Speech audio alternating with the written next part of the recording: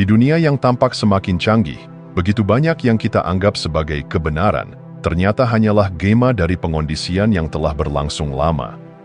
Kita diajarkan bahwa kekuatan adalah tentang dominasi, bahwa pengaruh adalah tentang jumlah pengikut, dan bahwa kesuksesan hanya valid jika bisa disiarkan dan diakui banyak orang. Namun, siapa yang menetapkan standar ini? Dan mengapa begitu banyak dari kita merasa kosong walau telah mencapainya? Realitas yang kita jalani seringkali bukan milik kita, melainkan warisan dari konstruksi sosial yang tidak pernah kita pertanyakan. Kita hidup dalam kebisingan, bukan hanya suara, tapi juga opini, penilaian, dan tekanan. Kita dikejar oleh kebutuhan untuk tahu sekarang, merasa sekarang, menjadi sesuatu sekarang. Di tengah hiruk-pikuk ini, kita kehilangan koneksi dengan satu hal yang paling berharga, diri sejati. Yang lebih mengkhawatirkan adalah bagaimana ilusi ini membungkus dirinya dengan kepastian. Apa yang dikatakan mayoritas sering dianggap sebagai mutlak, dan keraguan terhadapnya dicap sebagai kelemahan atau penyimpangan. Padahal, kebenaran sejati tidak membutuhkan validasi massal. Ia berdiri sendiri, senyap, namun kuat. Dalam labirin kepalsuan ini, kita diajak untuk kembali pada sesuatu yang lebih otentik. Sesuatu yang tidak perlu ditampilkan agar dianggap nyata. Disinilah muncul panggilan untuk memahami dan menjalani 7 prinsip kekuatan autentik. Bukan kekuatan yang memaksa atau menonjol, tapi kekuatan yang bersumber dari kedalaman batin, kesadaran, dan keheningan yang tidak bisa dipalsukan. Perjalanan ini bukan tentang menemukan kebenaran dari luar, tapi tentang melucuti lapisan-lapisan kebohongan yang telah begitu lama menutupi cahaya di dalam diri. Karena seringkali, kebohongan paling berbahaya bukanlah yang disampaikan dengan niat jahat, melainkan yang kita terima tanpa sadar, dan kita peluk seolah itu adalah milik kita sendiri. Maka, mari mulai dari satu pertanyaan sederhana. Apakah hidup yang aku jalani ini benar-benar milikku, atau hanya bayangan dari ekspektasi orang lain?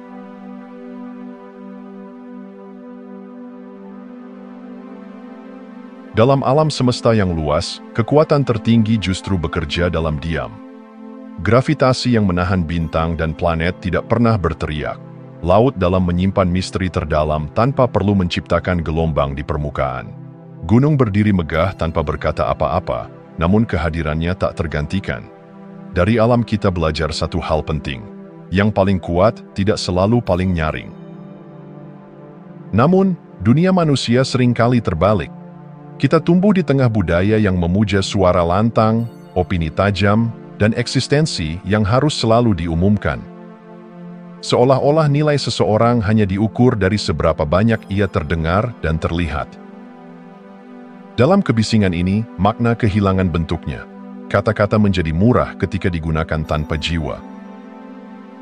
Buddha mengajarkan tentang right speech, bukan hanya berkata benar, tetapi juga berkata dengan niat yang jernih. Tidak untuk membuktikan diri, tidak untuk memenangkan perdebatan, tetapi untuk membawa kedamaian. Ia mengajarkan bahwa diam yang disertai kesadaran lebih mulia daripada ribuan kata yang lahir dari ego. Ketika kita belajar untuk berbicara lebih sedikit, kita mulai mendengar lebih dalam.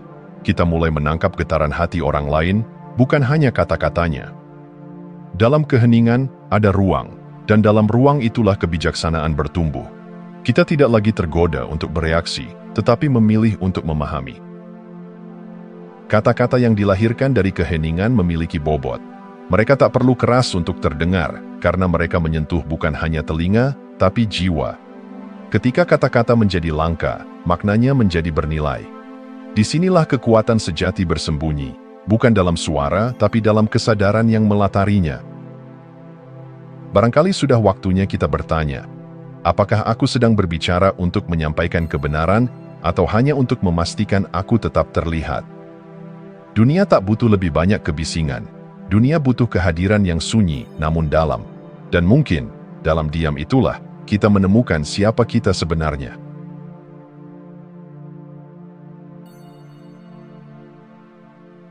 Di zaman di mana segalanya bisa dipublikasikan, kita mulai percaya bahwa kemenangan tidak sah jika tak dilihat orang lain. Bahwa keberhasilan harus diumumkan, disaksikan, bahkan diukur lewat tepuk tangan digital. Kita mulai hidup bukan untuk mengalami, tapi untuk disaksikan. Seperti aktor di atas panggung, kita mengucapkan dialog bukan karena ingin jujur, tapi karena ingin diakui. Namun, ada kemenangan lain, kemenangan yang terjadi dalam sunyi, tanpa kamera, tanpa panggung, tanpa sorotan. Kemenangan yang tidak mengemis pujian, tapi menyuburkan kedalaman jiwa. Inilah kemenangan paling murni, seperti akar pohon yang tumbuh di dalam tanah, tidak terlihat tapi menopang segalanya.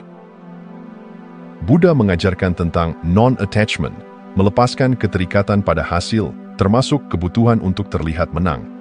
Karena setiap kali kita mengejar pengakuan, kita menyerahkan sebagian kekuatan kita kepada dunia luar. Kita menjadi tergantung, bukan merdeka. Menang dalam diam bukan berarti mengingkari pencapaian, tetapi menyadari bahwa nilai sejatinya tidak datang dari sorakan orang lain, melainkan dari kedewasaan batin yang tumbuh selama prosesnya. Saat kita berhenti mencari validasi, kita mulai menemukan keutuhan, dan keutuhan itu, meski hening, berbicara lebih nyaring daripada ribuan sorotan. Tanpa sorotan, pencapaian menjadi perjalanan suci, bukan pertunjukan. Kita tidak lagi sibuk tampil, tapi benar-benar hadir.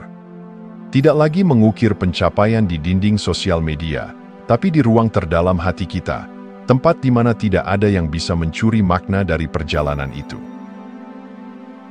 Mungkin sudah waktunya kita mengubah pertanyaan dari siapa yang tahu aku berhasil, menjadi siapa yang aku jadi setelah melewatinya. Karena kemenangan sejati bukan soal dikenal banyak orang, tapi soal semakin mengenal diri sendiri. Dan dalam keheningan itu, kita menemukan bahwa menjadi saksi dari pertumbuhan diri sendiri adalah penghargaan tertinggi.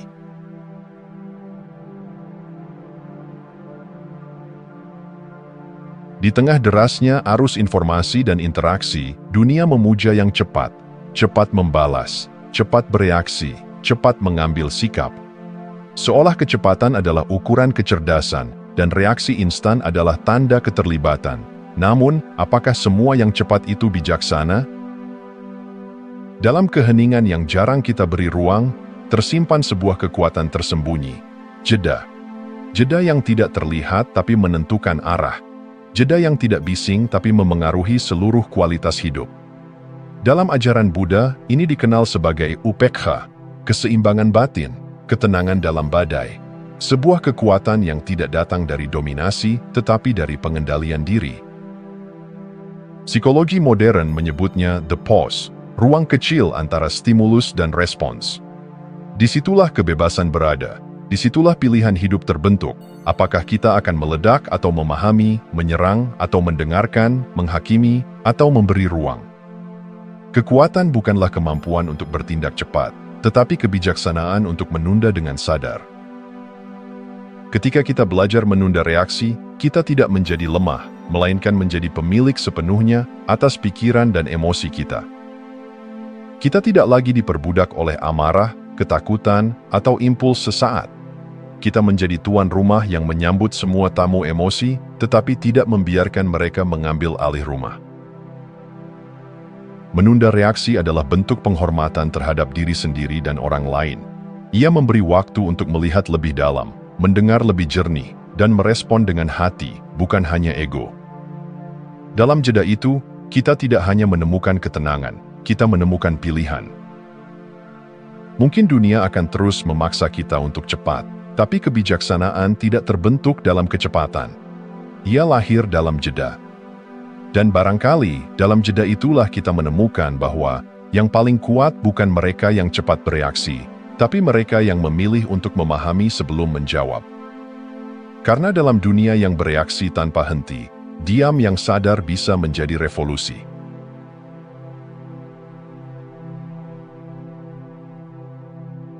Budaya kita begitu akrab dengan konflik. Kita diajarkan untuk melawan balik, menunjukkan siapa kita, dan tidak tinggal diam saat diserang. Seolah kekuatan sejati hanya bisa dibuktikan melalui perlawanan. Tapi, apakah semua pertarungan memang layak diladeni?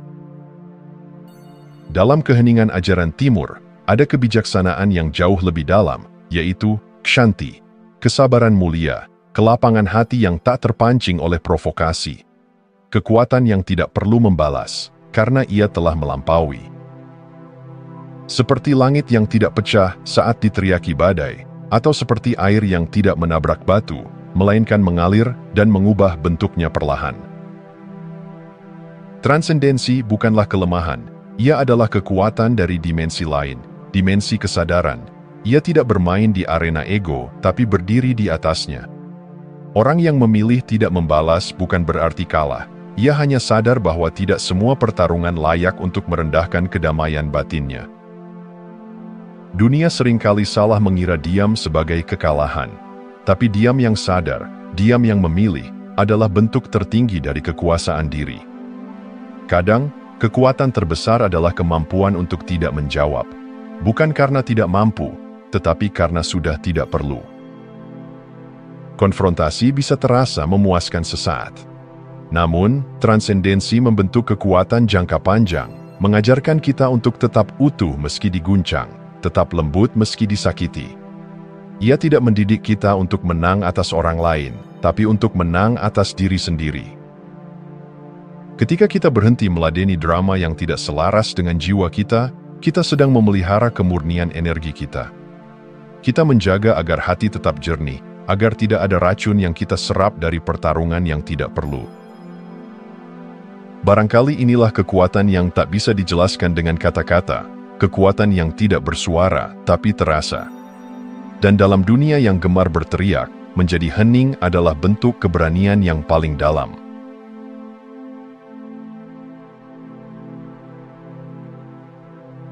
Ada kebijaksanaan yang sering dilupakan oleh semangat zaman, bahwa tidak semua ladang adalah tempat untuk menanam benih jiwa kita. Di dunia yang memuja fleksibilitas dan adaptasi, kita diajarkan untuk menyesuaikan diri, untuk jadi apapun yang dibutuhkan orang lain.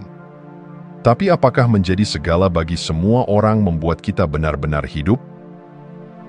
Terkadang, jiwa kita tak tumbuh bukan karena kita lemah, tapi karena kita berada di tanah yang salah. Bukan kurang pupuk, tapi tanah itu memang tidak selaras. Seperti bunga terindah pun tak bisa mekar di tanah yang kering dan penuh racun, begitu pula kita tak bisa berkembang di tempat yang hanya menuntut, bukan mendukung. Ajaran Buddha tentang right livelihood mengingatkan bahwa bukan hanya pekerjaan yang harus benar, tetapi juga konteks dan tempat kita berada. Tempat yang salah bisa membuat cahaya dalam diri padam perlahan. Kita merasa harus selalu membuktikan, berkompetisi, atau menutupi diri agar diterima. Tapi apa artinya diterima jika harus kehilangan jati diri? Ada tempat-tempat di mana keheningan kita dihargai, bukan disalahpahami. Di mana kedalaman lebih berarti daripada kepura-puraan. Di tempat seperti itu, kita tidak perlu menjadi versi kecil dari diri kita hanya agar cocok. Di sana, kesendirian menjadi damai, bukan kesepian. Di sana, menjadi diri sendiri adalah bentuk tertinggi dari kenyamanan. Menyesuaikan diri bukan selalu bijaksana. Kadang, keberanian sejati adalah mengatakan, tempat ini bukan untukku. Jangan paksa jiwa untuk berakar di tanah yang tidak memeluknya. Ada ruang di dunia ini yang menantimu untuk tumbuh dengan utuh. Dan sampai kau menemukannya, jagalah jiwamu dari tempat-tempat yang membuatnya meragukan cahayanya sendiri. Karena sejatinya, bukan hanya kita yang mencari tempat yang tepat. Tempat yang tepat pun sedang menunggu kita kembali pulang.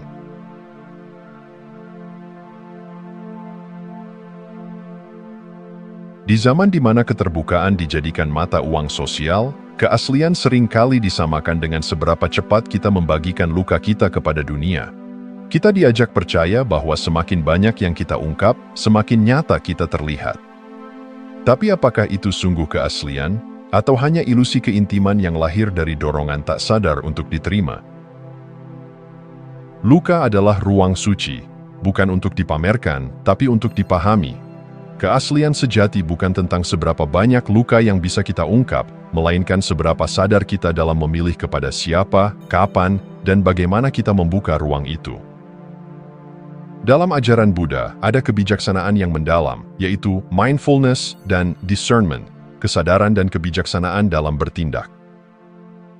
Kepercayaan bukan hadiah yang dilemparkan sembarangan, ia dibangun, perlahan, dari keheningan yang saling dipercaya. Jika dibuka terlalu cepat, luka bisa terekspos kepada tangan yang belum siap merawat, bahkan bisa dipelintir menjadi senjata. Transparansi yang tergesa bisa menimbulkan keterikatan palsu, trauma bonding yang menyamar sebagai koneksi. Keaslian bukan soal seberapa telanjang emosi kita di hadapan publik, tapi seberapa dalam kita terhubung dengan diri sendiri di ruang sunyi. Ia adalah proses, bukan pertunjukan. Dan dalam proses itu, ada fase diam, fase bertanya, dan fase menyimpan. Bukan karena ingin berbohong, tapi karena sedang menghormati waktu penyembuhan. Dalam dunia yang terburu-buru untuk saling tahu, berani untuk menjaga sebagian diri tetap sunyi, adalah bentuk kejujuran yang paling dalam. Karena tidak semua yang terasa nyata itu sehat, dan tidak semua yang tertutup itu palsu. Jadi, biarkan keaslian tumbuh seperti mawar, pelan, bertahap, dan indah dalam iramanya sendiri, tidak dipaksa mekar sebelum waktunya. Karena apa yang tumbuh dengan sadar akan mengakar dengan kuat, dan yang mengakar akan tetap berdiri bahkan ketika dunia berubah arah.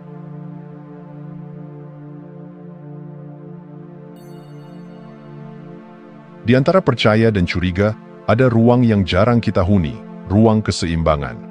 Kita hidup dalam dunia yang memuja kecepatan, termasuk dalam membuat penilaian. Kita diajarkan bahwa percaya terlalu cepat adalah bodoh, tapi curiga terhadap semua hal adalah tanda kecerdasan. Padahal, keduanya adalah ekstrim yang sama rapuhnya. Satu membuka gerbang luka, yang lain menutup pintu cinta. Dalam ajaran Buddha, keseimbangan bukan kompromi, tapi kebijaksanaan. Sada, kepercayaan yang sadar, bukanlah kepolosan yang naif, melainkan keberanian untuk membuka hati dengan mata yang tetap terbuka. Dan vicikicca, keraguan yang berlebihan, dipandang sebagai rintangan spiritual yang menghalangi kedamaian batin. Kepercayaan sejati tidak lahir dari impuls, melainkan dari pengamatan. Ia tumbuh seperti akar, pelan tapi dalam. Ia bertunas dari waktu yang dihabiskan, dari kesesuaian nilai, dari kebenaran yang teruji, bukan dari kata-kata yang manis atau perhatian sesaat. Namun, dunia mendorong kita untuk menjadi cepat dalam menilai. Kita mengklik, menyukai, mengidolakan, lalu kecewa. Atau sebaliknya, kita membentengi diri, menaruh prasangka bahkan sebelum menyapa. Kecurigaan dijadikan perisai, tetapi perisai yang terlalu berat justru membatasi langkah. Kita lupa bahwa sebagian besar keindahan hidup hadir karena kita berani memberi kesempatan. Tapi kesempatan tanpa kehati-hatian bisa menjadi pintu penderitaan. Maka, belajarlah untuk berdiri di tengah. Tidak terlalu cepat membuka pintu, tapi juga tidak menutup jendela sebelum melihat cahaya. Keseimbangan ini adalah bentuk tertinggi dari kedewasaan emosional. Ia memelihara kita dari patah yang sia-sia, dan dari kesepian yang dibuat oleh ketakutan sendiri. Dalam ruang ini, kita tidak dikendalikan oleh luka masa lalu, juga tidak dibutakan oleh harapan semu. Kita menjadi saksi yang bijak, membuka hati tanpa menyerahkan kemudi. Dan disitulah kebebasan sejati tumbuh, bukan dari memilih ekstrim, tapi dari belajar menari di tengahnya, dengan langkah yang sadar dan hati yang jernih. Jika Anda masih menonton, saya ingin mengucapkan terima kasih. Jika video ini bermanfaat dan menambah wawasan, silahkan membagikan video ini dengan orang lain. Pertimbangkan juga untuk subscribe di channel ini, karena dukungan Anda akan sangat membantu dan berharga.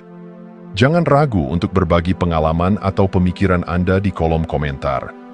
Semoga hari-hari Anda selalu dipenuhi dengan kelimpahan dan kebahagiaan.